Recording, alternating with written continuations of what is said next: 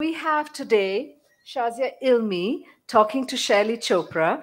What a marvelous, marvelous pair talking about why are there, I'm paraphrasing the title of the session, why are there not more women entrepreneurs leading the economy of the nation today?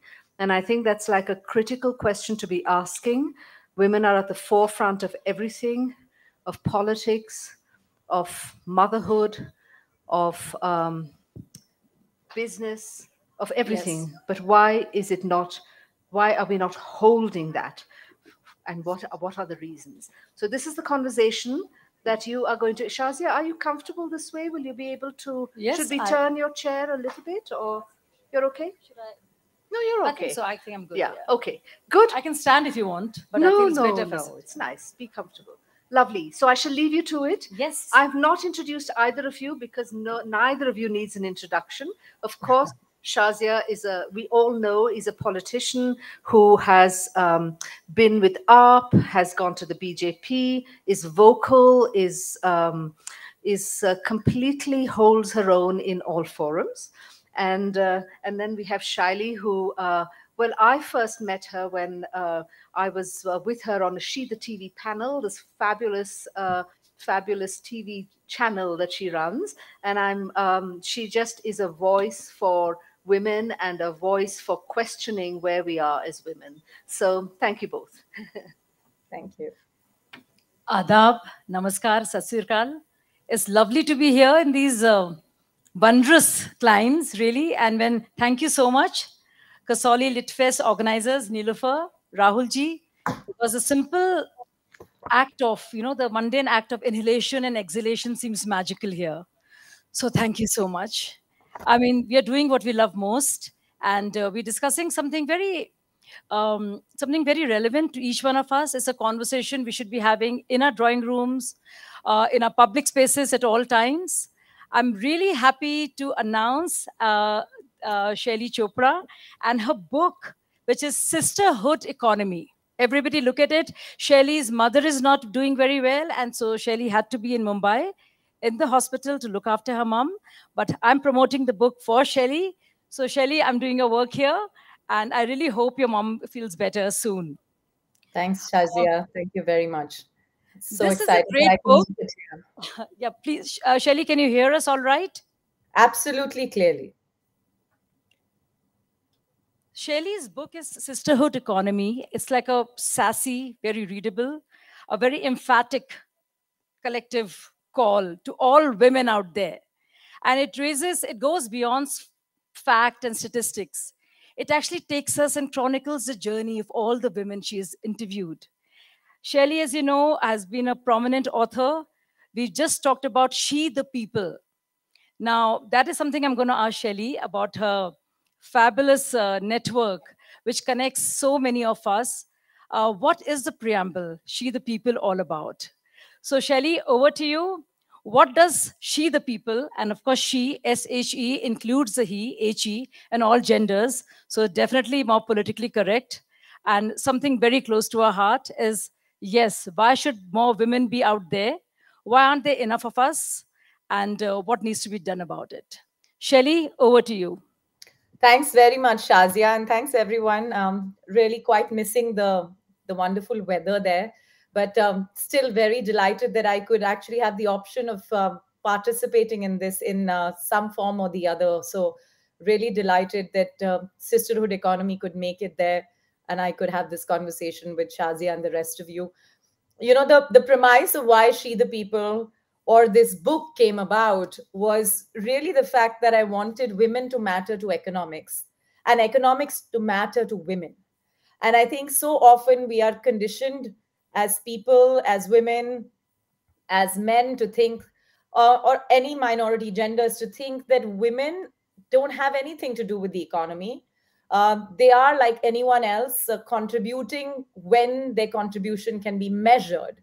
And to a great extent, the whole idea of, She the People 7 years ago and Sisterhood Economy now is so deeply linked with this fight that we've completely forgotten about. Having the right to have agency over your own money, having your own money, and then being able to use that money as a tool to say no to things in life. Whether it's about walking out of marriages, whether it's about walking out of bad marriages, I should say, walking out of a situation that makes you uncomfortable, your ability to say no to somebody else. I just think that we never really paid enough attention to it.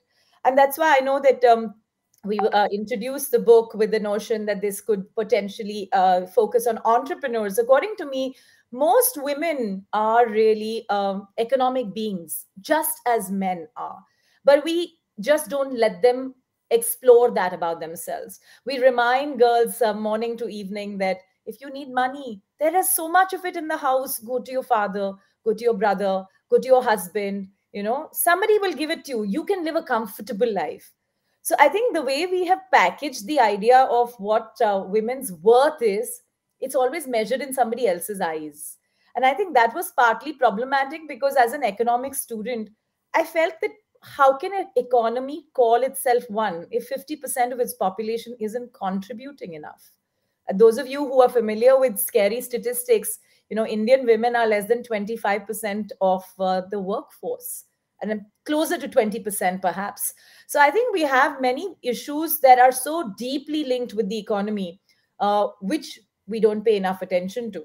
And so while the book is called Sisterhood Economy, it very, very carefully navigates numbers. It doesn't really bring you a lot of numbers. It's not a statistical book. It's not an economic lens.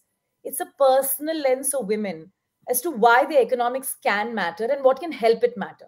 Could it be the daughter-in-law mother-in-law relationship? Could it just be a conversation with some other woman sitting right next to you at the Kasauli Lit Fest? What could it be? What can fire up economic potential, including perhaps right to sexual pleasure? So there are a bunch of things that don't directly focus on economy, but all the other things that we should think about, which can drive economic outcomes. One of the assertions, Shelley, that you make in your book is about women's work not getting paid. And this is women's work, household work. I did a paper on it long time back when I was a student at Jamia. And women do household work, I think it's more than 9 times than that of men. Of course, sometimes with men it's non-existent. And they are, if that work were to be monetized, and there has been talk of that, what would that mean? And first of all, I think it's an exciting idea because all that woman contributes at home is considered her natural instinct to look after her family, to clean and cook, which is why we had the stereotypes of Grey Shobha and women at home, and all the stereotypes of, the way to a man's heart is through his stomach. So, and of course, that nothing to do with the fact that the world's best chefs are men, but there's a presumption that the idea is to please a man and to be eligible for the marriage market. Yeah. What have been your experiences in your interviews with women on She the People? So for the book, I interviewed about 500 plus women. But as you know, in the course of the last 7 years, She the People has interviewed 500,000 women. And a lot of these conversations are with everyday women. So the notion has always been that who do you call an achiever, right? And the idea was to break that notion as to what is achievement, and not necessarily only speak to women who were on the front pages of magazines. In the context of India, it's almost the same 5 women who've been on the front page of magazines for the last decade. How do we break that? How do we bring out stories that are telling us about real struggles and real success stories? They go from despair to hope and tell us how things can change for women if they were able to participate in their own decision making about themselves. It almost sounds weird when we say that, right? Not having our ability to decide for Yes. our own selves. It does. Yeah. So I think, when we talk about these very critical issues of housework, just in India alone, 92% of Indian women are participating in unpaid work. Compare that with men, the number is less than 25%. Payment of all of this in terms of, there is no way to measure it. We're all discussing it. It's for many of you who are part of, watching news affairs on a regular basis, know that it's not an easy debate to have. Both men and women recognize that. But I think what's really fascinating to me is that we forget that all women are working women. Only few are salaried. And if we start paying attention to that, we will recognize that there is a worth that a woman has to attach to the amount of hours she toils at home and how she raises her kids, or whether she's a single caregiver to her mother or father and, has decided not to get married, etc. I think a great deal of that is packed in this book, trying to peel over some of the issues that it brings along, but most importantly, remind us all that measurability, if that is the lens of the world, let's start putting some numbers to what household work is, right? And so I remember one of the women who I spoke to argued that, how do I measure the love I'm giving to my child? And I said, I agree with you, it's hard to measure that, right? Because it is care and love and various other layers together. And if somebody was to get paid for it, so is packing the tiffin for her child with love really worth paying for? Yeah, right.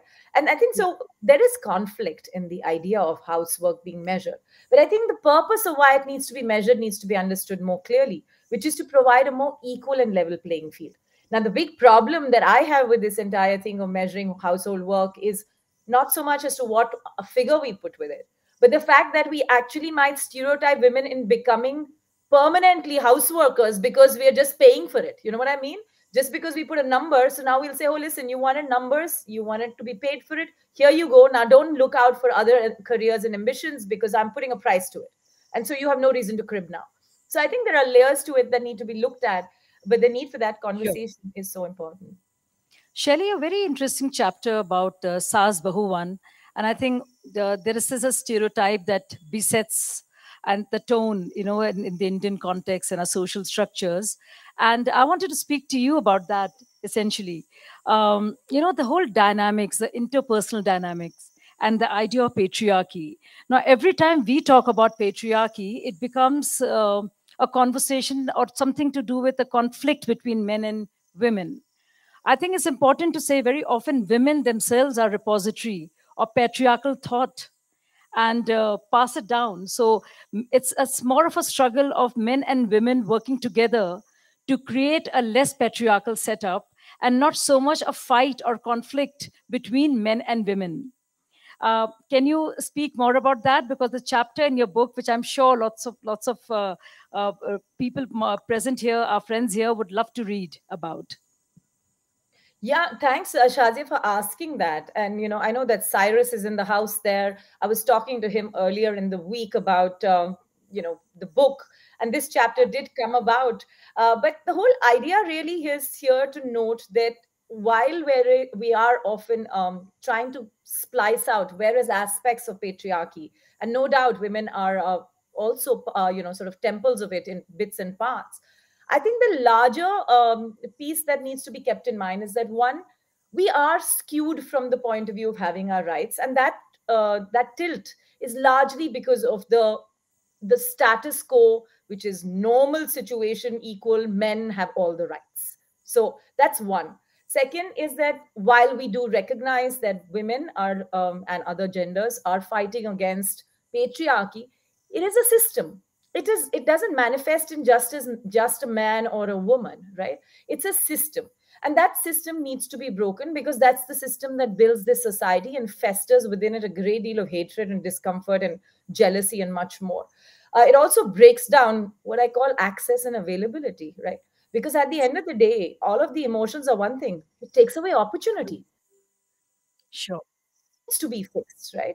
So I think that's the second extremely important. You brought out this talk about the chapter on the Sasuma. One Yes. of the reasons why it's so popular, in my DMs, I get so many messages on Instagram, is because I argue both ways. I say that we should not forget that patriarchy begins at our homes. Women are half our country's population, but we raise the other half. If we raise the other half of our population, are we not getting something wrong here? Are we raising our daughters and sons appropriately? Should we be asking ourselves that? The second part of the chapter that really does make people squirm a little bit is the way I take on the notion of a bad mom. I know it's circumstantial, but we need to start recognizing that moms are doing more damage often than the sasuma, because from the time that women get from the mom to the sasuma, she's been conditioned so deeply there's no scope for change. So she goes there thinking she's walked into a devil's cave. And therefore, the Sasuma needs to change as well, not just in terms of changing her existing image, but most importantly, a woman in her life spends one third of her life with her mum, but two-thirds in most traditional setups with her mother in law. The mother in law decides how many kids happen. The mother in law has a say on how many times she's visiting the doctor, what are the ways by which she will follow rituals, what she will not follow. So, if we start putting a very practical lens to our world and saying, listen, that's true. Let's start celebrating Sasumas when they're great. Let's start recognizing mums when they need to fix something and not fall for the trope that our television has made us fall for. Mums are great, Sasumas are terrible, and we need to live with it. True. So I think we have another series called Kabhi Sasur Bhi Damad Tha or something on those lines. So, Shelley, another thing that I was, wanting to discuss with you, this entire talk of patriarchy is not just about how men look at women, and you talk about the stereotypes, bichari, badass, or bitch. The stereotypes that kind of harass us and harangue us, but also about how women look at themselves. And yes. I cringe, when in the popular cinema sometimes when I see Ravina Tandon say, "Main cheese badi hu mast mast," and I feel like saying that, just speak for yourself, because some of us don't want to be mast mast cheese. We want to be like on cigarette smoking ads. There is no cigarette smoking is injurious to health.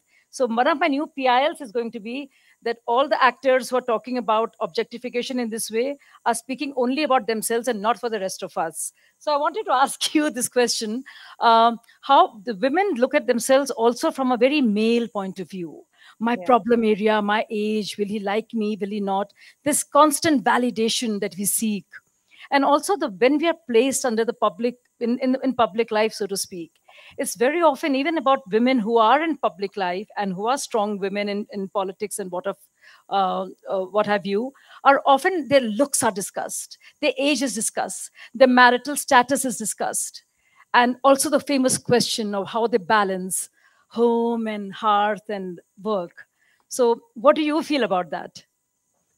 I'm going to go part by part on this. First, I'll pick up the issue of the Ravina Tandon comment. Yeah. And I'll take it in two ways. Not too long ago, Karan Johar did an interview with She the People, and he apologized for having created item numbers. And I remember that video going viral simply because for the first time, somebody who had literally been at the center of creating item numbers in the world of Bollywood was actually saying that if I had today, if I had a chance to fix something about myself, it would be not using item numbers as the hook in films. But I look at it the other way. I say that when we talk about item numbers, the problem is how we project the male gaze around it. But if today Ravina Tandon was to say, I love doing item numbers, none of us should have a problem with that. So I think we have to leave that choice to the people who want to make the choice of what they want to do. So in the same way that people who choose certain professions shouldn't be criticized for making those choices, right? So I think there's a fine line there where our film industry needs to spend some time, deliberating why we have put our actors, films, women in traditional tropes of bichari, bitch, or badass. And this term, or what I call the triptych, was shared, by Ananya Pandey in an interview, and she said that look, the stereotypes even in 2022 haven't gone because a woman is first judged on her looks, right? Today, you go to a coffee shop and somebody walks in just alone. The first thing they'll first see, how do we label her? That's the first question in their head. Is she the Bechari types? Is she the Behenji types? Oh, she looks like the bitch types. No, no, perhaps she's like the person who doesn't have company types. So I think what's happened to women, young, old, or just finding their ways, is that they're tired of getting these labels attached to them. And they're beginning to wonder that, you know what, nobody has a label for men. The worst label they get is he looks a bit shy and introvertish. Imagine if those labels, the ones that women are so used to getting copious amounts of, were shared, True. for men, it would be very, very different. And I think a lot of people here would resonate because either they're hearing it from their daughters or sisters or friends or just partners. The other piece that you brought about there is that as we do this, women end up judging themselves. Not only we judge ourselves, we judge what others think of us, what men are thinking about us. Are we living up to the expectations of the other person? Are we looking nice enough to get a compliment from them? I remember somebody saying, "Hey, listen, you're so happy getting a compliment from a girl. That's not a guy giving you a compliment." And I'm thinking, how is a compliment not different? I mean, why is it different? Whether it's a guy or a girl or anyone else giving you one. Because we have created structures of patriarchy where we say that your validation as a person, often as a mother, as a wife, or just as somebody's partner, girlfriend, potential partner, single woman, is all dependent on how a man sees you. And that's what I mean by inherent patriarchy when I say it starts at home. Because if we stop getting validated based on what another person thinks, but particularly what men think of us, I think that's a great deal of starting point of saying, I'm going to be busy doing other things. Our entire beauty industry hinges on that thought. Which takes me to the beauty parlor economics, because that's one I know it's isn't the most intelligent way to have the segue, but I think it goes right there because the words come clearly to me. So tell us a little something about that, and women as contributors to GDP, and what do you see happening around you, the trends in New India? What is the new Indian woman doing?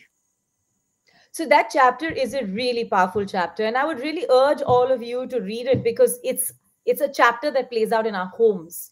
And the reason I call it beauty parlor economics is because we really don't count women who come around offering beauty services, masseur services, or any at-home services of any kind. Okay, and it's a very powerful reason for us to start rethinking economics.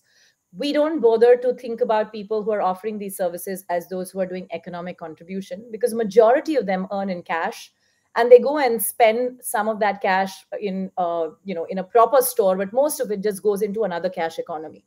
Now, why is it important? Because women who are working in all of these small mom and pop parlors are huge harbingers of what is micro entrepreneurship. Micro entrepreneurship is not counted in our GDP. We don't think that anybody who's not with an organization that has its provident fund and most of other labor policies in place is actually working. And I think that's problematic. Large number of these women who are, as we call them, in condos, massage wali didi or like massage wale bhaiya, or anybody who comes supporting, runners and other people who are seeking these services, are victims of this situation. Now, the reason this chapter is really interesting because it has stories of women who say that, why I come to a fancy building in Gurgaon to offer these services. Yes, the money is good, but I get to see other women and how they navigate their lives and how they talk to me about me being a working woman. These women are earning whatever 20, 30,000 rupees in cash and going home and getting financial agency in front of a husband who's actually not earning anything at all. Now, when we look at economics, which economics books talk about agency as an important factor in economic process? They don't. They don't talk about the fact that sometimes inspiration is economics. If you're sitting at the airport and the person next to you has fired up an energy in you and you've actually gone and done something, right? Whatever that is economics. The fact that Anita, whose story I've mentioned here, came up to me and said, दीदी हम आपके घर इसलिए आते हैं because हमें पता चलता है कि हम क्या कर सकते हैं, हम और क्या बन सकते हैं. That is economics. This notion that economics is transactional is problematic. Economics is about people, and people are about feelings, right? Feelings like love, hate, inspiration, wanting to do more. That's what the chapter actually tries to bring out. Great. You earlier mentioned the item song syndrome, and I was Shelley. You'd be surprised to know that most of the famous item songs in until 4 or 5 years back were done by very smart. They were produced and directed by women. So there's also that whole the whole transactional analysis of जो दिखता है वो बिकता है. So you say there is no issue and people have a choice to do what they want to do. But don't you think that constant objectification, as opposed to what Vidya Balan does as a hero of the films, also takes away some agency from women in popular culture? Because Tapsi Panu, in your own chapter, talks about how lesser dialogues were given to her, and Yeah, it's always so it isn't as simple as that. That just because somebody wants to do it, yeah. uh, there's a I don't think there's a real choice there, So I because agree with you so that it's a it's heavy not simple. cocktail of feudalism and consumerism, and we should be able to see the fine difference there. Yeah. So I'm simply saying that for those who are wanting to make that choice, let's not blame them for it. But those who True. are forcing that choice down, as the case of what, for example, Tapsi talks about the fact that a large number of roles that she got, either she was paid less or the roles were lesser or the dialogues were lesser. And now there are worldwide surveys done across our film industry and Hollywood and many others to talk about that gender imbalance, even behind the camera and in front of the camera. The point I'm making is that I'm not supporting objectification of women. I'm simply saying that if there are women who feel that by them being witnessed on television as somebody who's perhaps reflecting their own energy, or they're making the choice to be that person, and that is a choice that they're making, that's a small minority of women, but at least they're making a choice of their own. So I'm saying let's not take away their right to make that choice. But the larger problem is what happened with the Harvey Weinstein situation. Yeah, When I you was coming to make it that. look like it's their choice, but actually you're running the show from the back, that's the problem. Exactly. And unless and until we see an issue with that, can we question it and not let it become a malady like that, or something, a menace like that become institutionalized as it did in Hollywood. And I'm sure it is in Bollywood and other industries too. And not just cinema, but everywhere else. So, Shelley, that brings me to this thing of the Wonder Woman syndrome, that you should be able to work really well, keep a lovely house, your children. I mean, all that advertisements talk about that. So you're this great housewife. There's a new, very irritating word, husif, they've started saying, which really irritates me no end. So there's a homemaker now, and then she's also a great homemaker. She has fantastic hair at all times, and her children are so well brought up, and they even learn ballet, the daughters and sons go for all classes. So Mm. I really want, and of course it's perfect. Now, don't you think these are unachievable standards that we are being subjected to, even for women who choose to work outside? Don't you think it's more of a double whammy to having to meet those absolutely insane standards? Not only is it double whammy, I just think that it's an absurd thing for us to benchmark ourselves against. So I never forget one day I walked into a hotel in Bombay at 4 in the morning, and I bumped into Zia Modi. And Zia Yes. Modi was sitting with four male bankers telling them what to do. That's the only time that she had on her calendar to offer these people for the corporate deal that she was cracking. I said, "What are you doing here?" And she said, "I'm working." So she said, "I am not that person who's going to get up 5 in the morning and roll round chapatis and pack tiffins for my daughters or sons. It's not something I'm cut out to do. But at 4 in the morning, I'm very happy to run meetings." I remember coming back, and this is really long back when we were not even talking enough about feminism or any dialogue around this issue. So close to 2009. And I remember this thing just stuck with me in my head. I said, you know what? This is a woman who has her career. She wants to do this. And she's very clear what she won't do. Right. And so Yeah. I later started bringing this example with women. And a lot of them said, often we do this because this is expected of us, right? And we were having exactly this conversation at one of these colleges that I spoke at last week, where we are set against strange benchmarks. Like Indra Nooyi is still talking about the fact that when she comes back from office, some mother thinks she should heat up the milk. There's a minister from Israel who was visiting India, and she was the only female in the cabinet, and she told me, even now when I go back, and apparently there are not enough staff like Indian ministers have, she said, I walk into the house and my mother says, "What's for dinner?" Not "How was your day?" So, it's like it's something that just gets attached to you. And part of the problem here, because I know a lot of you are also in the world of business who are there. A part of the problem is, what do we call success? For us, the idea of success is somebody's made it right at the top. And imagine if we have to put that benchmark to every woman or every man for that matter. That if you have to be successful, you have to literally be the CEO. I think that's a horrible benchmark. You have to do it all. You should be able to raise your children. You should be able to be there for their PTMs. I can hardly make it for a parent teacher meeting. I'll be very thankful because the Zoom culture should continue and allow me to do these virtually, because then I can mark my present. But I think it's across the board. We are not able to fix this culture where we are expecting women to do it all. And look at it. Everyone's calling us a superwoman. Have you Yes. ever asked a man if he's been called a superman? I mean, we only know Superman as Yes, a film. exactly. And, We don't know and even otherwise. women themselves ask me this question, along with, of course, men. And how do you balance? How do you balance? I mean, how do you balance it all? Home, how do you manage your home? How do you manage work? And I Yeah. don't think a man has ever asked that question, is he, Shelley? Not at all. And you आप know what कैसे my balance answer करते to हैं? this question is? I said, I'm not looking for balance. I am a workaholic. The only thing I want to do is work. So if everything else can balance itself around my work, I'm happy with it. See, this is again something that's packaged very nicely. Like in the book, one of the girls mentions how dowry is packaged as trousseau. There are ways by which we wrap things around. Women's work life balance is packaged around the reason we push them to just become teachers or just take 9 to 5 jobs. Nothing wrong with being a teacher. I want to just specify the number of parents who tell their daughters, बेटा teacher बन जाओ, सुबह आपके पास time रहेगा, शाम को रहेगा, family भी ठीक ठाक बड़ी हो जाएगी. If she wants to be something else, it's like, where will you find time? The most educated colleagues, friends of mine from college today, have asked their wives, please come back before dark and work for the house. I mean, I just can't get around that. Like as That's one true. of the Instagram posts says, does it sound stupid when we say I got the husband of the year award, but wives are expected to get it? I just don't know why. Yeah. So, Shelley, in everyday life, I think these are, is, first of all, in language itself, it's kind of implicit, this whole gender bias.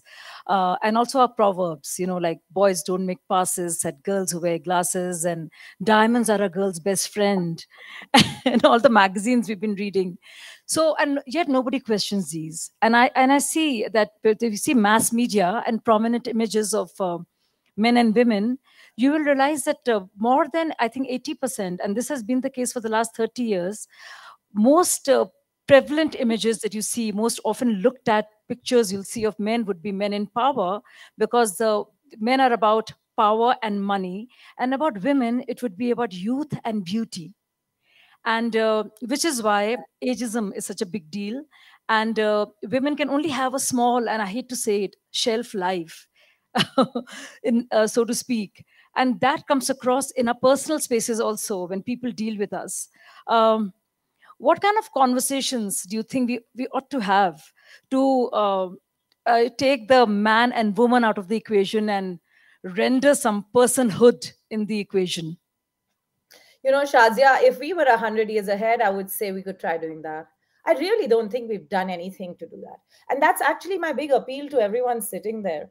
That very often I see the most educated amongst us say, Are yaar, these people just don't stop talking about these issues around women's issues. And in any case, I always ask, what are women's issues? Aren't they Mm. your issues as well? Right. So I feel like there is this sense of most of us to believe that we are the converted, and we want to, this the othering of the problem. This doesn't happen in our circles. I've heard that so many times when I have written, research for this book. And I find that the most amusing part, 90% of the problems I talk about, they happen in our circles, right amongst our cousins, friends, aunts and uncles. They're happening in our social spaces. The reason it's happening is because we are not recognizing that women are getting a fairly raw deal when it comes to access and opportunity.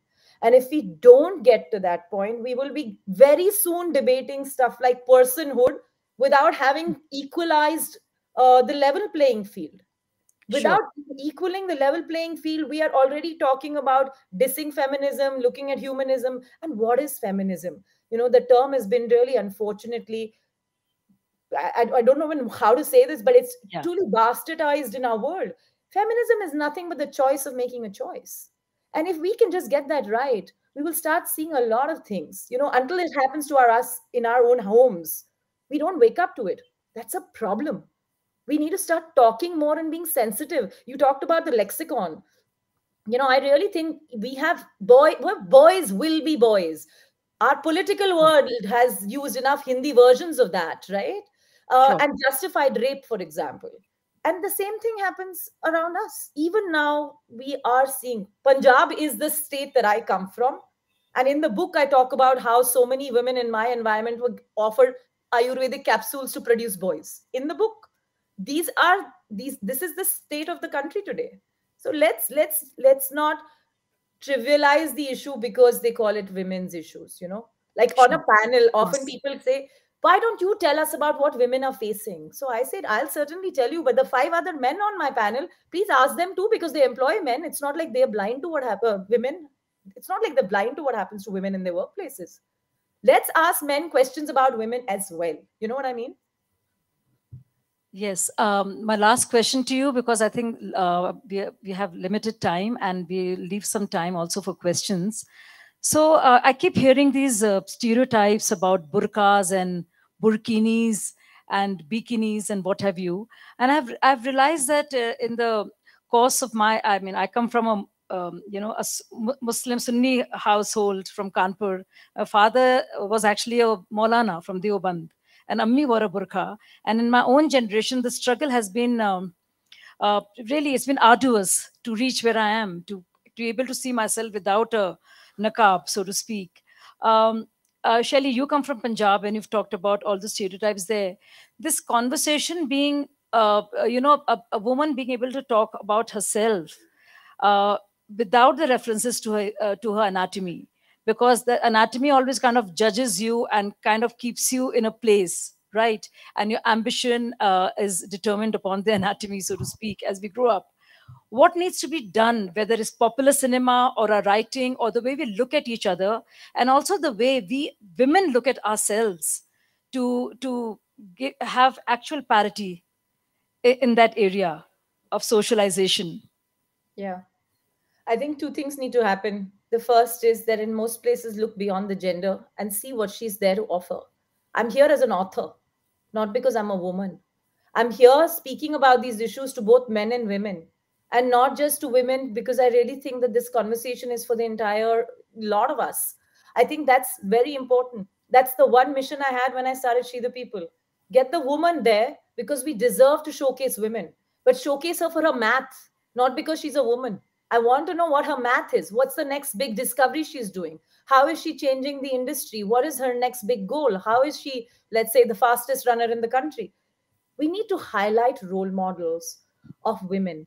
And even there, as we do it, I can see some amount of work is being done. There's scratching of the surface on that front. There is a long while to go.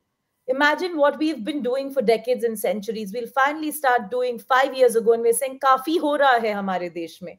And I think it seems like it comes with a full stop. And I don't agree with that, right? Abhi shuru hua hai. And we need to take it ahead. The other thing is to start looking at issues from a gender lens. And this does not require only a woman to do it. Maybe she can guide you to see that gender lens if you're blind to it. But look at Sure. this. When we talk about news, and we hear a lot about farmer suicides, we talk about the farmers who have died. How many of us want to know what happened to the women they left behind? The way they sold themselves or their children to survive in the absence of their husbands, and the debt that they were left behind because a husband went away. Now she was left alone. And there is that side of every story, every single story, which we completely forget.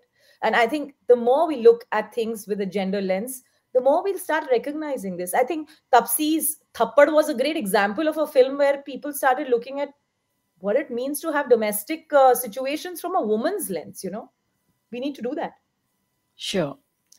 I'll end with a famous poet, a man's words, but this Kaifi Azmi's औरत, कद्र अब तक तेरी तारीख ने जानी ही नहीं, तुझ में शोले भी हैं बस अश्क फिशानी ही नहीं, तू हकीकत भी है दिलचस्प कहानी ही नहीं, तेरी हस्ती भी है एक चीज जवानी ही नहीं, अपनी तारीख का उन्वान बदलना है तुझे, उठ मेरी जान मेरे साथ ही चलना है तुझे.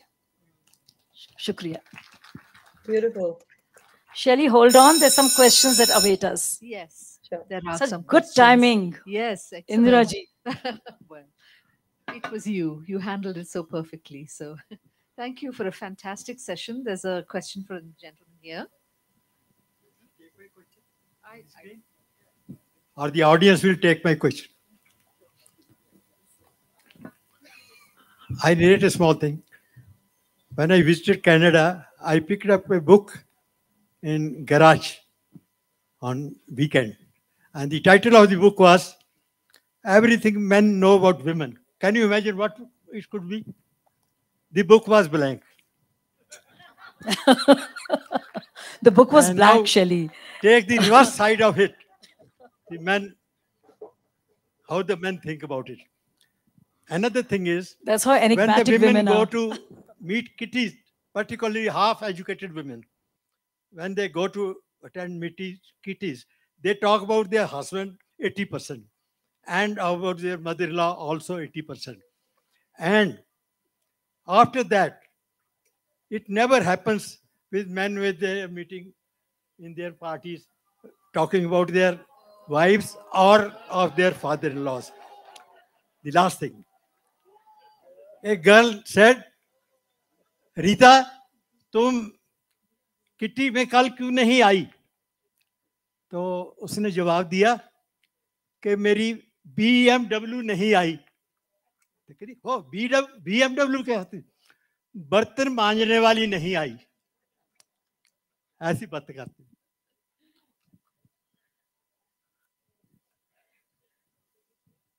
I don't know what to respond. Yes, to well, that. men don't know much about women, and women don't know much about men, and those are the stereotypes.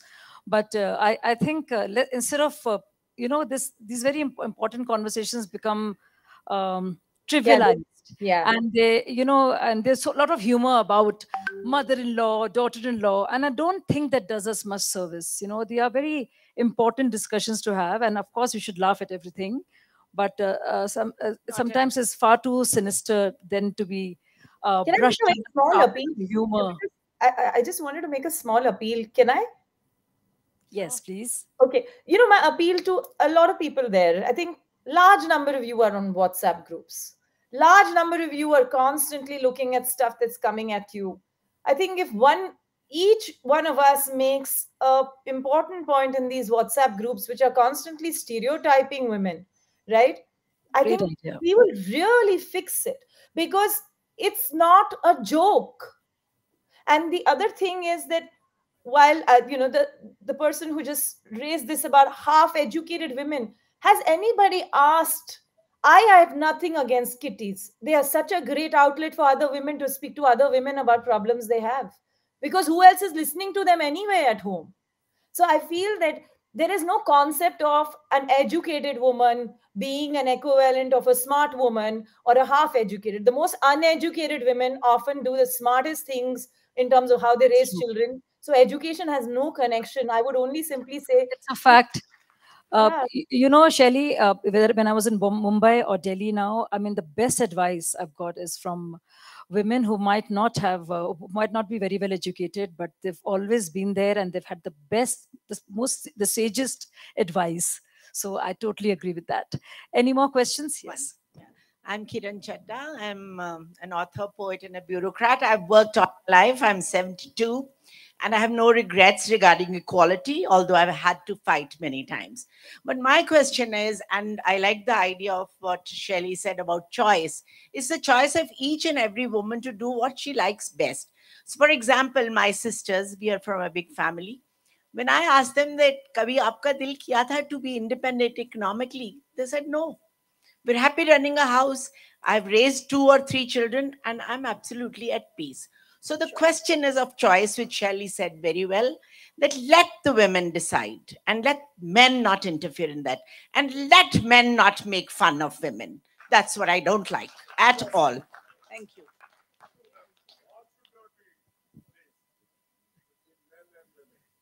That's a good point. More I women, I think- think we should.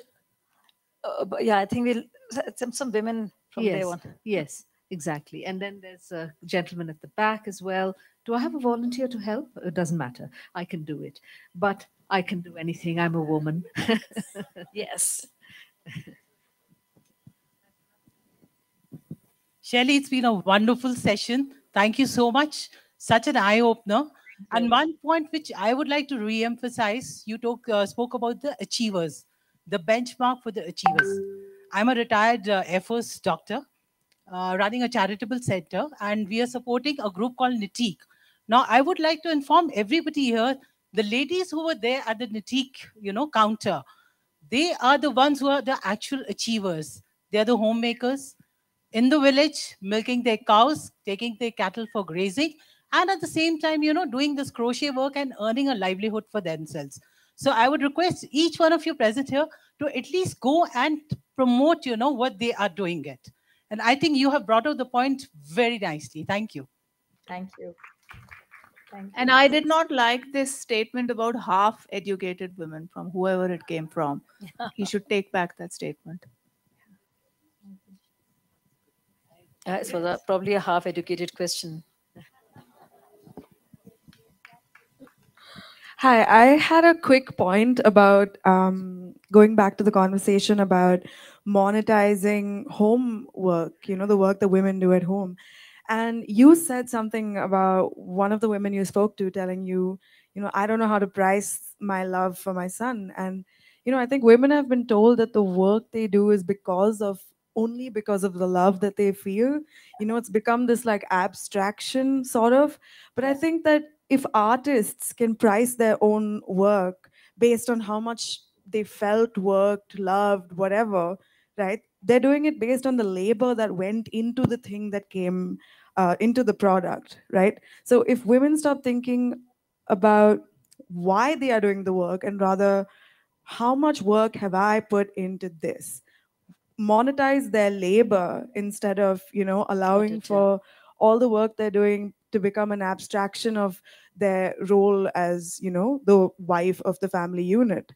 And my second question was, I think well, not a question, but rather I want your opinion on this. I think that the problem that we're going to face when monetizing women's work at home is how do we regulate and police the family unit and the home, right? I mean, we've seen with female infanticide, domestic abuse, marital rape.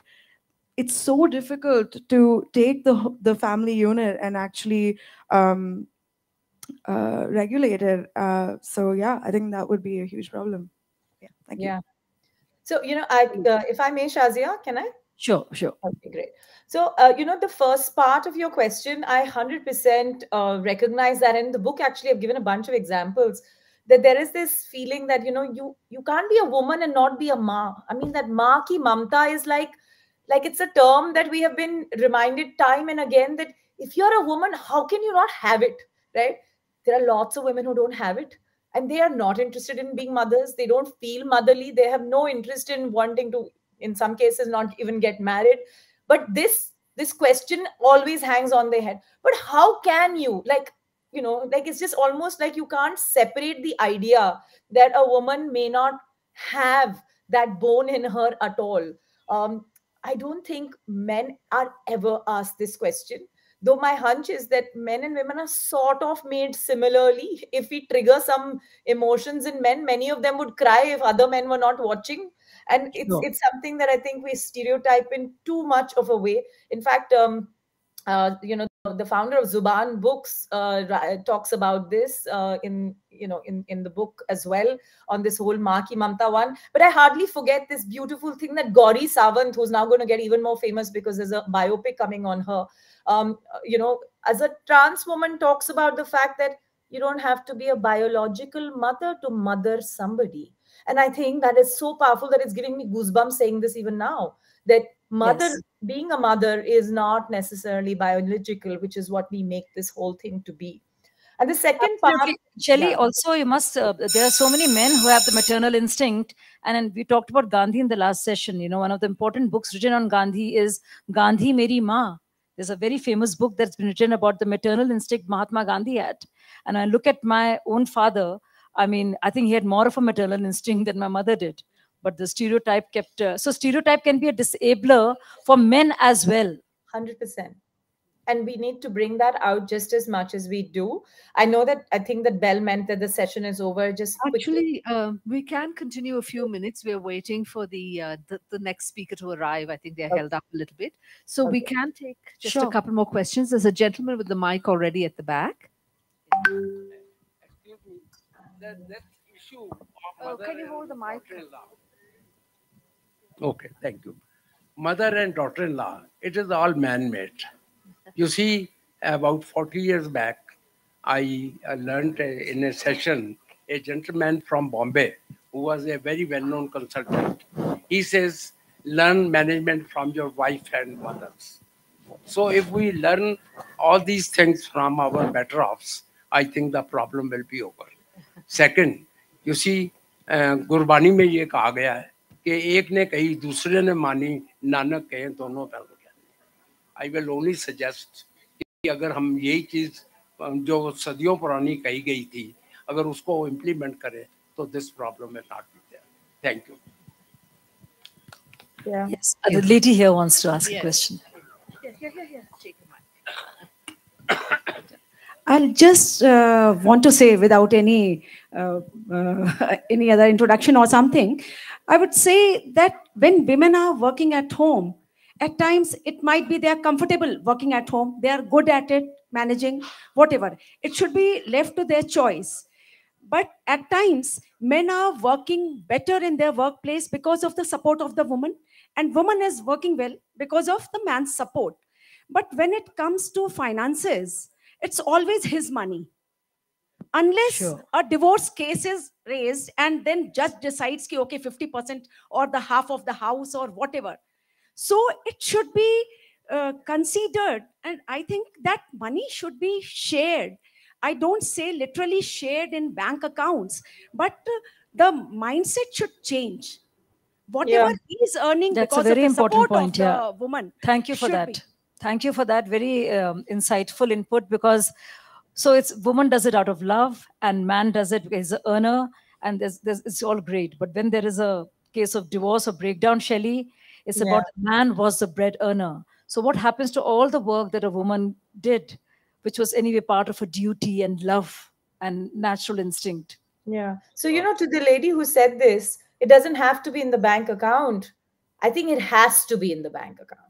That is the point. And I think the whole debate around housework measuring is that if indeed women are making the choice to be homemakers, and that can be valued, the idea of valuing it is so that you can have it in your bank account.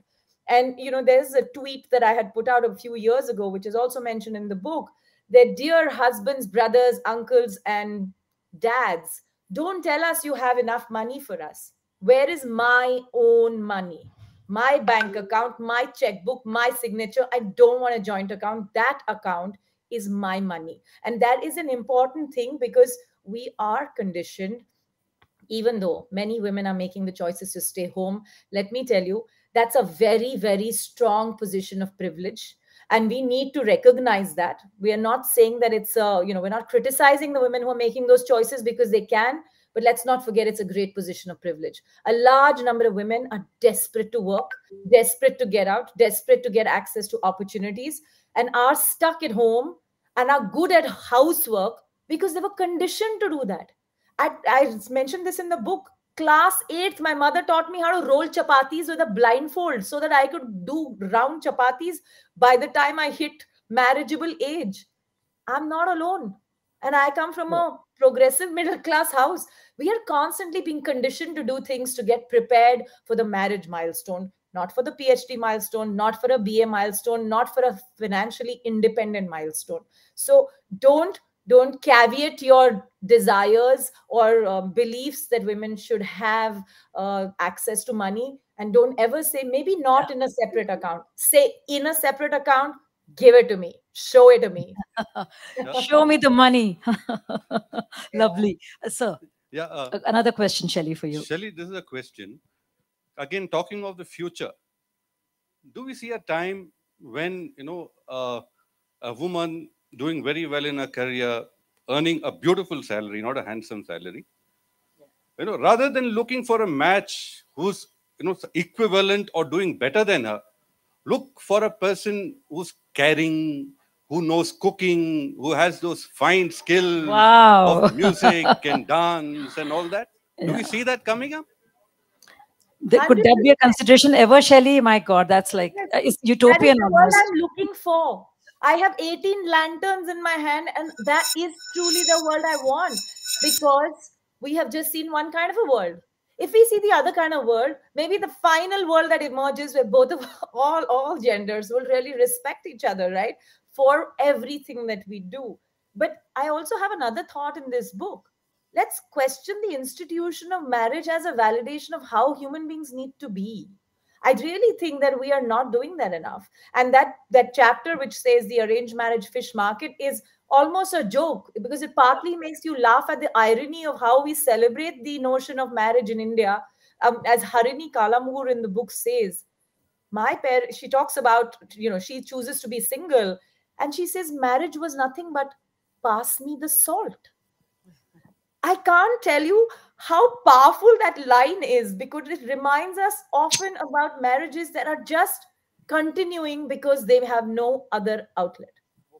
You know, Yeah. I think we should look at both these things. Yes, we have a lot of gentlemen in the audience who want to ask questions, which is wonderful. I think you've that has provoked them into thinking about things.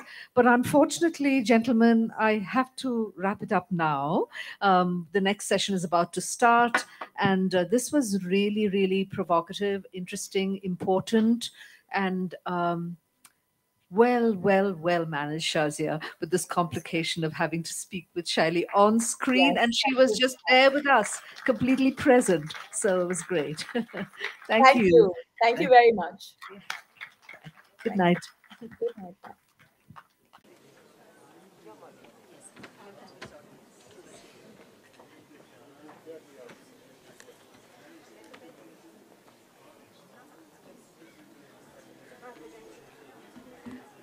So, ladies and gentlemen, I think we need another huge round of applause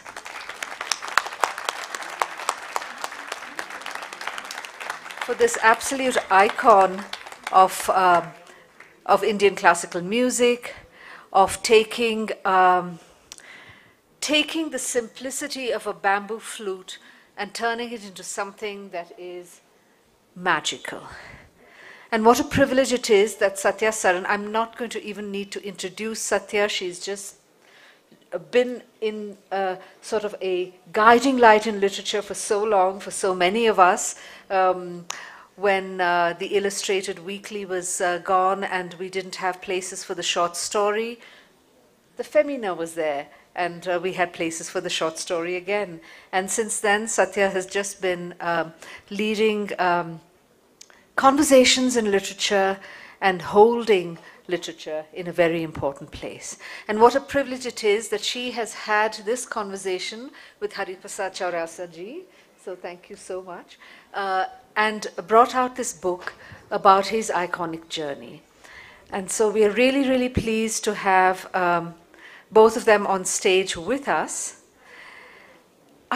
I don't even know how to begin to sort of lead into this session. I'm so overwhelmed, really, with being in the presence of such a wonderful space. So I'm just so excited. And to conduct the conversation is Rajeshwari Sachdev. I really so appreciate your being here. And I think I shouldn't take the stage anymore. I'm sort of having this fan moment, and I think I should just let you people have the stage, and we shall learn all about this wonderful book. Thank you, Ji. Yes, please. Sorry. Yes.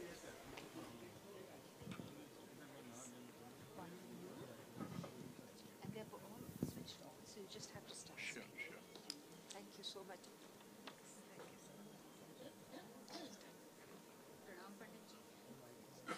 Hello. Hello. Hello, hello. Hello, hello. Hello, hello. आ रही है, yeah. आप ये ले ले. आपको सुनने सब आए हैं.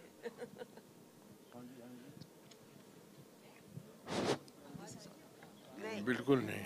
You take mine. I will grab. When you ask me a question. अब आवाज आ रही है। माइक को भी पता है कि मैं बहुत नर्वस हूँ इस वक्त, तो मेरा साथ दे रहा है एक तरह से। No, I am nervous, and I'll blame it. Of course, I shouldn't be saying this, but हम कहेंगे कि नहीं, ये कसौली की ठंडी हवाएं हैं जिसकी वजह से आवाज़ में कंपन है, बाकी तो सब ठीक है. But I'll admit, when I was asked to conduct this conversation, I was so excited and doubly nervous to be sitting here on the same stage with Pandit ji and Satya ji. I was excited and I decided to dive headlong into this. And I thought, I'm going to write this beautiful introduction to them. And, so I started reading the book. And as I read the book, I was short of words after that, because I was in the presence of greatness. What do you say about greatness? So I decided to embrace silence. That's what greatness does to you. And his greatness is brought to the world by Satya ji in her book, Breath of Cold. And that's so true. It's simplistically told, as simply as the man himself, but as Zakir Hussain has mentioned in the book, that Pandit ji is a very simple man, but his music is complex, deep, and meaningful, just like the Bhagavad Gita is.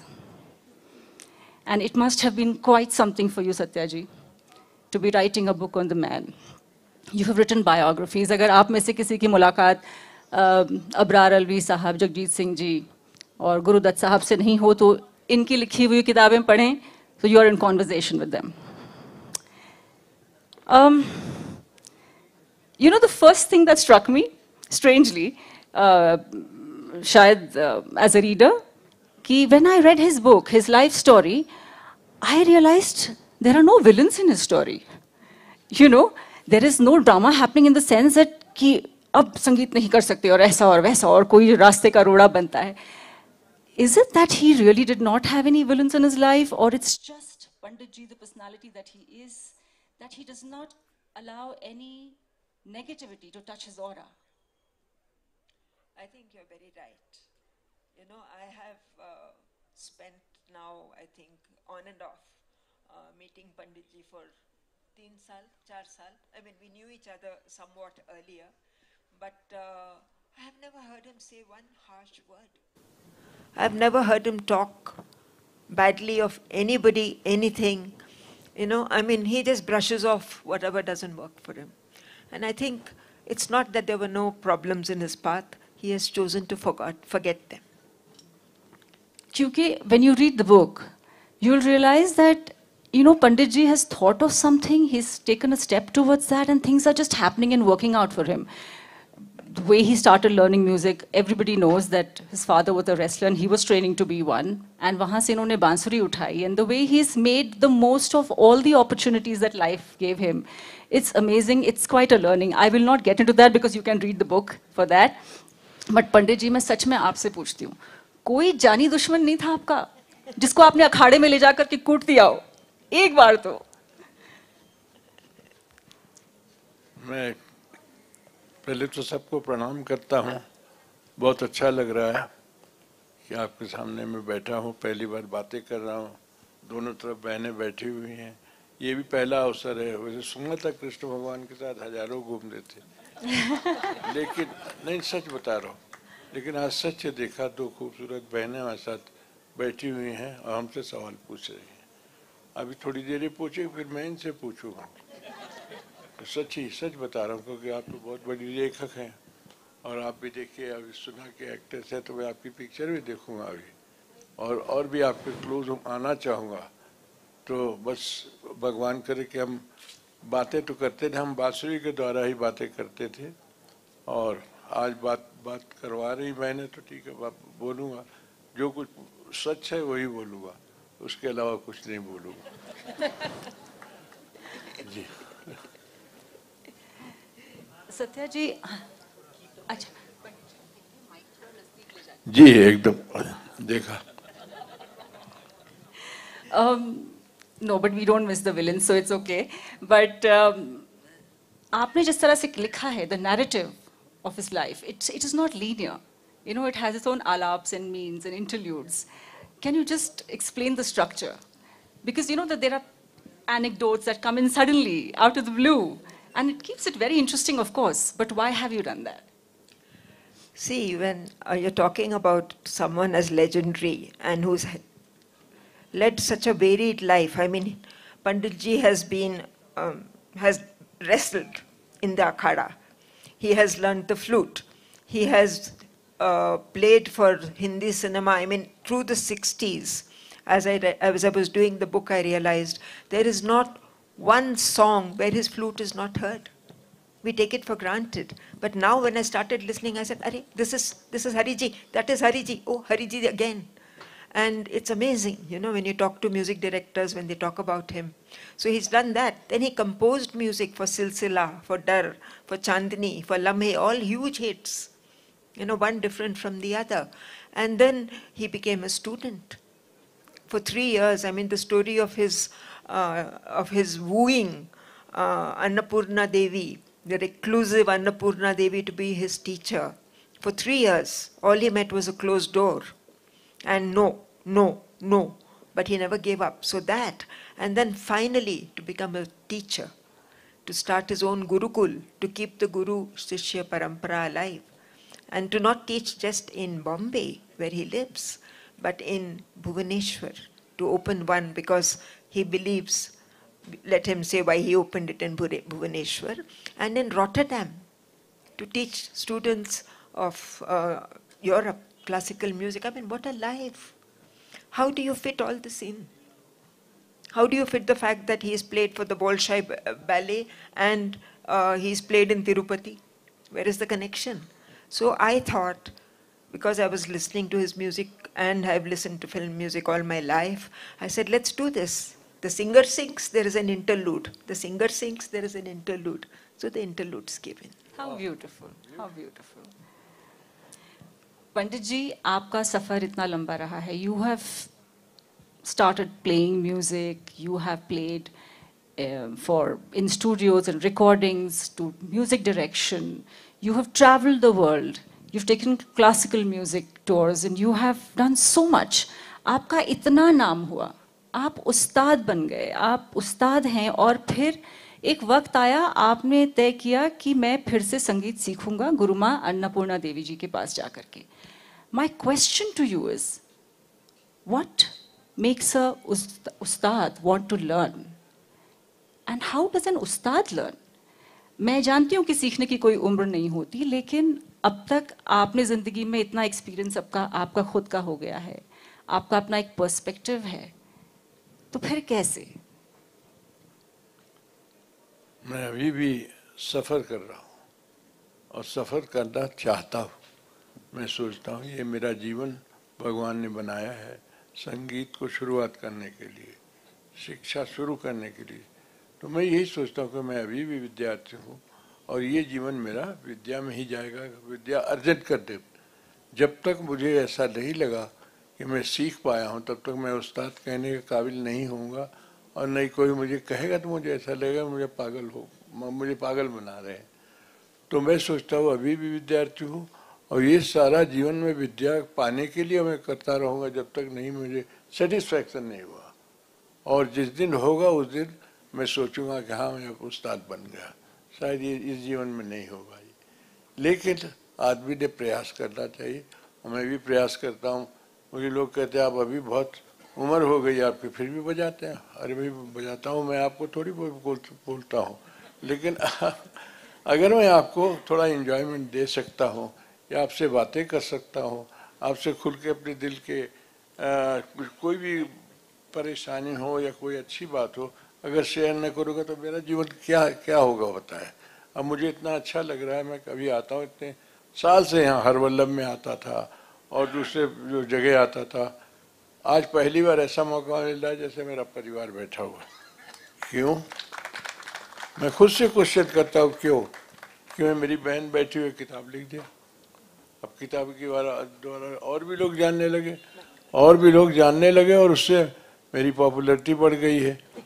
तो उसमें मुझे निकलने के लिए थोड़ा सा अजीब सा लगता है कि मुझे और भी विद्या हासिल करनी चाहिए और उस विद्या को लोगों में बांटना चाहिए।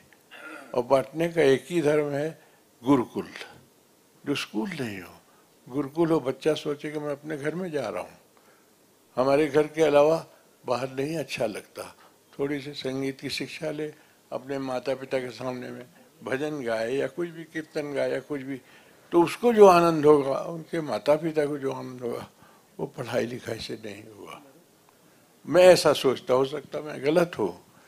और फिर लेकिन कभी कभी लोग ये भी सोचते हैं कि संगीत में जाएगा तो शायद भीख मांगेगा, ये उनका सोचना है।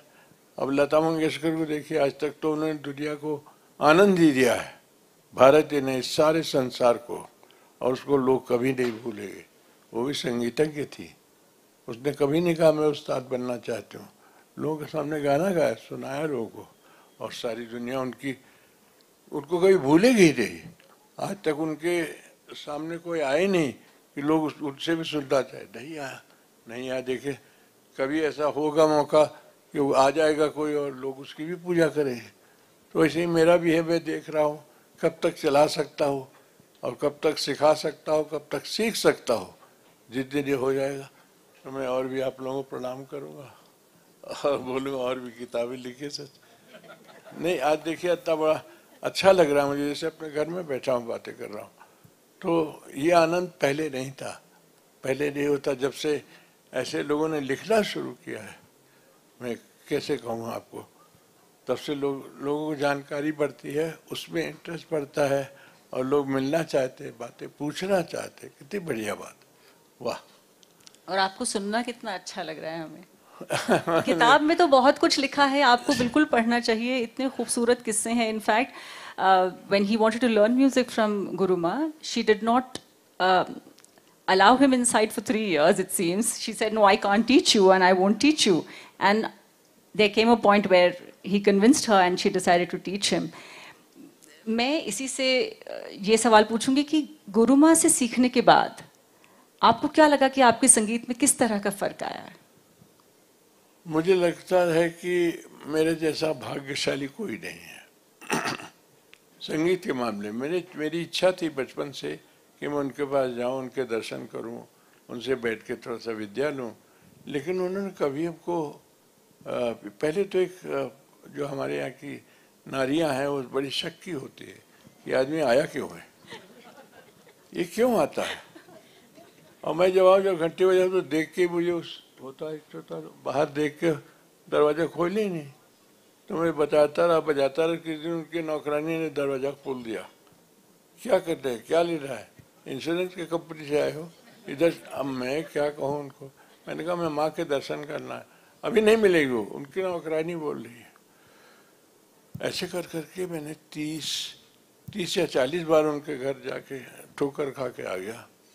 एक दिन मिल गई, कोई डॉक्टर आने वाला तो उनकी जगह मैंने जब टाइम था उनका वो वेट कर रही थी, मैंने दबा दिया तो वो खुद उठी और जब खोल दिया उन्होंने तो उन्होंने कहा माफ करिए, उन्होंने कहा कि आज के बाद यहाँ बिल्कुल मत आना, नहीं तो मैं चिल्ला के और सब लोगों को बुला लूँ पूरी बिल्डिंग में और फिर मैं जानती नहीं क्या होगा। मैंने कहा माँ अब कभी नहीं आऊँगा, लेकिन एक ही चीज़ है, आपके पिताजी ने बाबा उस्ताद अलाउद्दीन खान साहब बड़े गुणी और बड़े ज्ञानी, जहाँ के पंडित रविशंकर, उस्ताद अली अकबर, माँ अन्नपूर्णा जी, सब ने शिक्षा लिया है। वहाँ पर जब मैं एक बार उनसे मुलाकात हो गई तो कहते हैं कि बेटा चलो मेरे साथ, उन लोगों के साथ हम तुमको भी सिखाएंगे। मैंने कहा देखिए मेरे पापा पहलवान हैं, उनकी बड़ी इच्छा है कि मैं कुछ पढ़ाई करके नौकरी करूं, और अगर ये नहीं किया तो मेरी माँ मुझे बचपन से ही छोड़ के चली गई, तो ये मारना शुरू करेगा तो कौन बचाने वाले कोई है ही नहीं घर में। सच मैं बता रहा हूँ। तो मैं उनको मालूम भी नहीं पढ़ने दिया और मैं चोरी से ये करता रहा, और जब बड़ा हो गया, जब नौकरी मिल गई, तब उनको बताया कि मैं ऐसी बांसुरी बजाने की नौकरी मिली। तो खुद ही हैरान हो गए, बांसुरी की नौकरी, काहे की नौकरी। मैंने कहा मुझे रेडियो में। अच्छा कितना पैसा मिलता है? मैंने कहा मुझे इतना मिलता है। अच्छा ये कब किया तुमने? मैंने कहा मैं तो कर ही रहा हूँ, अभी भी कर रहा हूँ, करता रहूँगा। अच्छा, मतलब उनको हर चीज़ यकीन ही नहीं हो। बाद में बाहर कर लो, जब उनसे पूछने लगे पंडित जी हैं, पंडित जी बोले कौन पंडित जी? यहाँ कोई पूजा वाले पंडित जी नहीं रहते, और वो पहलवान आदमी। लेकिन जब उनको सही में मालूम पड़ा तो भी ये रोने लगे मेरे आगे। और उसी समय मुझे नौकरी मिल गई रेडियो में। जब वो रोने लगे, मैंने कहा पापा अब तो मैं जाऊँगा। बोले क्यों बेटा, छोड़ के क्यों जा रहे हो? मैंने कहा कि आपने बहुत मुझे बड़ा किया, बहुत घी मलाई दूध को पिलाया कि मैं तगड़ा रहूं। वो किस लिए कि आपको शायद मालूम होगा कि आपने मुझे जन्म दिया, और आपको ये मालूम होगा कि मैं कुछ ऐसे ताकत वाला काम करने जा रहा हूं कि मुझे ताकत की ज़रूरत है। और सही मायने में आप मेरे पिता, जो भगवान ने भेजा आपको, मुझे बहुत ताकत दिया है। और मैं बांसुरी, ऐसा लग रहा है कि मैं पूरा जीवन बांसुरी में बीतेगा। तो मैं प्रणाम करके जाता हूँ। पहली बार एक पहलवान के आंख में आंसू देखा मैंने, रो रहे हैं, नहीं जाओ। मैंने कहा मैं तो तय कर लिया, मैं जाना है तो जाऊँगा, और जो होगा देखा जाएगा। एनीवे, तब उनको बहुत अखबार से, उनके दोस्तों से, उनके पहलवान भाइयों से, सबसे खबर मिलने लगी भाई मेरा बड़ा नाम हो रहा है और बहुत ही हो रहा है, यहाँ प्रोग्राम वहाँ प्रोग्राम। और अभी गवर्नर हाउसमेट को बुलाया गया, प्रेसिडेंट हाउसमेट को बुलाया गया, ये सब बात दिया। तो इतनी बातें सुन के वो कुछ कह ही नहीं पाए, और वो भी खुद रोए, और क्या कहो। एनीवे, बट भगवान की इच्छा थी कि वो उनको, और मेरी बाहा, मुझे एक बार किसी ने अनाउंसर नहीं आया मेरे प्रोग्राम में, और मैं कहीं शायद दिल्ली में बजा रहा था। वो भी ऐसा आदमी, उसने कहा आज तक मुझे शक हो रहा है कि इस आदमी का नाम हरि कैसे रखा, किसने रखा? वो मेरी माँ ने रखा था। अब मैं उनको कैसे कहूँ? नहीं, इसलिए मैं कह रहा हूँ कि बांसुरी इनके हाथ में दिया, और इनका नाम भी तो इनकी माँ को मालूम होगा। ये सब बातें जो है ना, मुझे बहुत सीरियस बना लिया इस बात को। मैंने कहा अब तो करूँगा, मेरी माँ की इच्छा है, मेरे पिता की इच्छा है, मैं जरूर करूँगा। और मैं सच कह रहा हूँ, आज तक मुझे आप लोगों के आशीर्वाद के अलावा कभी किसी ने मुझे ठुकराया नहीं, प्यार नहीं दिया। मुझे सारे दुनिया में प्यार मिला, यही नहीं, यूरोप अमेरिका सब जगह जहाँ भी जाता हूँ। म्यूजिक अंडरस्टैंड करें या ना करें, लेकिन वो भावना सब पे है। मैं ज़्यादा बोल रहा हूँ ना? नहीं, आपको सुनने ही तो आए। नहीं।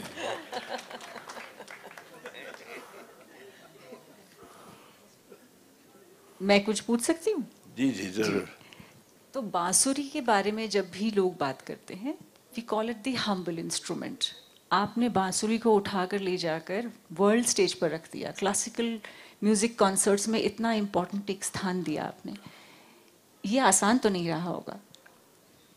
आसान इसलिए नहीं था कि एक ऐसा वाद्य जिसको कभी कोई सोचा भी ना हो, यही नहीं विदेश में भी, एक बांसुरी का सूखा सा टुकड़ा, उसमें कुछ होल बना के गाँव में, शहर में, खेती बाड़ी किसान लोग सब बजा रहे। शाम को आके नहा धो के अपने परिवार के साथ बैठ के ढोलक बजा के गा रहे हैं।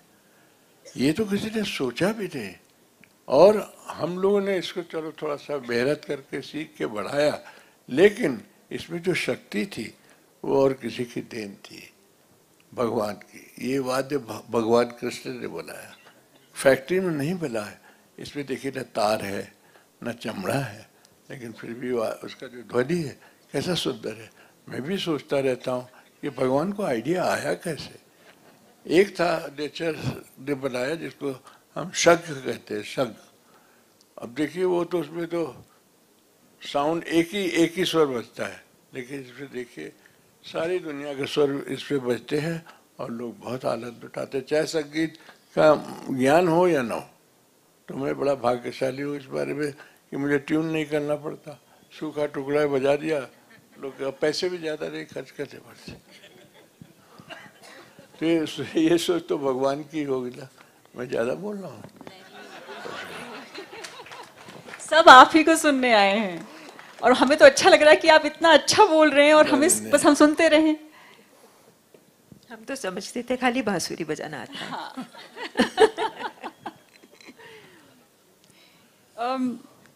Satya, when I was reading the book, another question popped up in my head. I'll quote one of the famous Hindi writers in Hindi, Dr. Dharamveer Bharati ji. जी, धर्मवीर भारती जी. उन्होंने लिखा था कि क्या किसी स्थिति में आकर ऐसा हो जाता है कि हम जो भी बोलते हैं, जो भी लिखते हैं, वो किसी एक के प्रति निवेदित होता है, और ये भी कि लिखने वाला सिर्फ उसके लिए लिखता है जिससे वो सर्वाधिक प्यार करता है. अब अगर ये पैरेलल मैं किसी परफॉर्मिंग आर्टिस्ट के साथ करूं और मैं आपसे पूछूं कि आपकी कला किसको निवेदित है, तो आप क्या कहेंगे?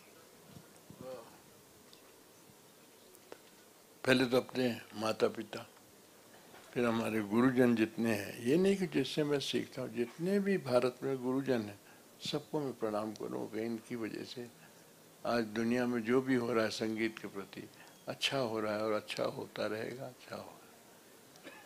सही उत्तर नहीं मिला आपको? नहीं, मैं सुन रही हूँ. नहीं सुन रही है. नहीं, आप क्या सोचते हैं? आपका सोचना क्या है?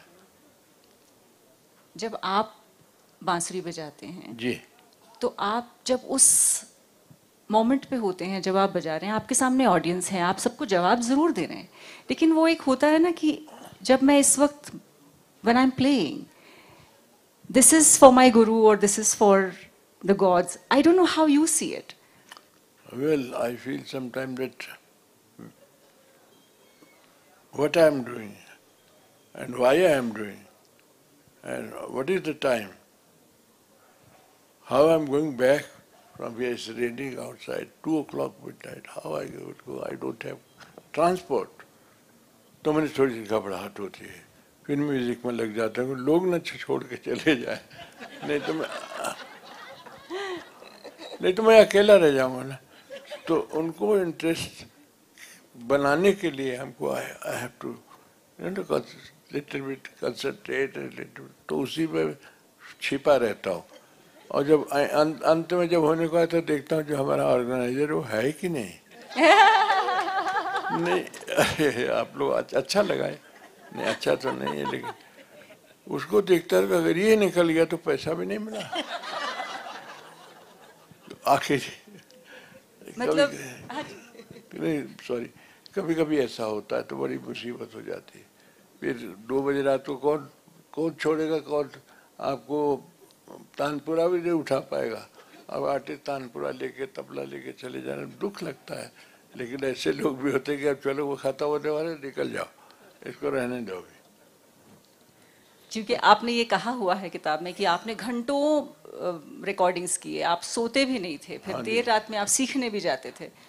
तो आपसे जब किसी ने कहा कि आप इतने घंटे बोलते हैं, आप घर भी तो चलाना होता है, ऐसे आपने जवाब दिया था. नहीं, शायद अब मेरी शादी हो गई, पत्नी है, उनकी कुछ उपेक्षा होती है कि भाई हम टाइम पे आ जाएं तो पिक्चर ही लेके चले जाएं या कुछ शॉपिंग करके आए. वो भी तो इंसान है, उन्होंने भी मेहनत किया है, दिन भर काम करती रहती है. तो उनके एक्सपेक्टेशन को पूरा करने के लिए थोड़ा कभी घर जल्दी पहुंच गया, कहीं रेस्टोरेंट पे लेके कुल्फी वगैरह खिला दिया या कुछ खिला दिया. नहीं, वो मुझे मालूम है कि मैं ये उनको खुश करने के लिए कर रहा हूँ, लेकिन वो भी हमारे घर के एक इंसान है. उनके आशीर्वाद से हमको थोड़ा सा मेहनत करने का मौका मिल रहा है. नहीं तो वही बोले कि क्या यहाँ बात से करते निकल जाओ. अगर ये कह दिया तो क्या होगा बताइए. कौन सा है, उधर ऑर्गेनाइजर भाग जाए, इधर ये भी भाग जाए. तो करने के लिए करना पड़ता है. आपने अपनी किताब में कहा भी है कि you are not particularly religious और रिचुअलिस्टिक, बट पिछले कई सालों से आपने ये तय किया था एक बार कि आप जन्माष्टमी के दिन, कृष्ण जन्माष्टमी पर पूरी रात आप बांसुरी बजाएंगे, और वो आज तक आप बजाते आ रहे हैं. तो आप जब आपने ऐसे किया तो what do you think this is your spiritualism and how important is that for your music? मैं इसको अपने ऊपर नहीं लेता हूँ, मैं इसको लेता हूँ कि मैं दिन भर बजा रहा हूँ, पैसे कमा रहा हूँ फिल्म इंडस्ट्री से बाहर, लोगों को खुश होते हुए नहीं, लेकिन इनकी वजह से हमारी कमाई चल रही है। तो साल में एक दिन ऐसी पूजा भी तो होनी चाहिए कि सब बंद करके आप पूजा ही करेंगे। उस समय पे मैं बहुत छोटे से कमरे में था। बम्बई में आपको मालूम है घर या कुछ फ्लैट लेने के लिए बहुत पैसे लगते थे और पैसा था नहीं मेरे पास में, तो इसलिए दिन भर फिल्म इंडस्ट्री में दौड़ता था और खूब पैसे कमाता था कि जल्दी से पैसे हो जाए तो एक घर ले लूँ। नहीं तो हम मेरी पत्नी होटल में रहते थे। तो ये वो भी एक हमारे बहुत प्रेमी थे, संगीत के प्रेमी थे, एक सरदार जी थे, वो उनका होटल था तो 100 रुपये रोज़ का लेते थे वो। मैंने कहा चलो ये तो ठीक है, लेकिन वो 15,000, 20,000 या 2 लाख वो हमारी हस्ती नहीं थी। तो बहुत काम करता था, बहुत मेहनत करता था। अब फ्लैट ले लिया तो उसमें एक रेडियोग्राम, पहले बहुत बड़े बड़े रेडियो आते थे, वो लो शो का हम कभी नहीं सुनते, लेकिन कोई बाहर से आ जाए घंटी बजाए तो उसको चला देते थे। या कभी कोई झगड़ा हो रहा हो, माफ़ करिए, कभी डिस्कशन हो रहा तो लो लाउड कर दिया, बाजू वाला न सुने, और फिर कोई घंटी बजाए तो हंसते, हाँ जी आइए। तो ये सब बड़े शहरों में बहुत करना पड़ता है।